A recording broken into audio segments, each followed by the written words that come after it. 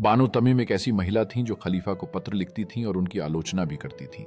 उन्होंने अब्बासी काल में एक अरब महिला के रूप में न केवल अपनी लेखनी का उपयोग किया बल्कि अपने समाज और संस्कृति के प्रति एक गहरी समझ भी प्रदर्शित की। बानो तमीम का यह साहसिक कदम न केवल उनकी बुद्धिमत्ता का प्रतीक था बल्कि उस समय की सामाजिक मान्यताओं के खिलाफ भी एक चुनौती थी। उन्होंने अपने विचारों को व्यक्त करने में कभी संकोच नहीं किया, चाहे वह खलीफा की नीति हो या समाज की समस्याएं।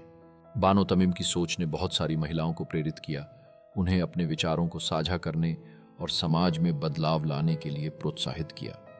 इस तरह उन्होंने न केवल एक महिला के रूप में अपनी पहचान बनाई बल्कि समय की धारा को बदलने की कोशिश भी की। उनका पत्र न केवल व्यक्तिगत बल्कि सामूहिक जागरूकता का एक साधन बन गया, जिससे बुद्धिजीवियों और नेताओं ने समाज की समस्याओं पर ध्यान देना शुरू किया। बानो तमीम ने यह साबित कर दिया कि एक आवाज चाहे कितनी भी कमजोर लगे परिवर्तन ला सकती है।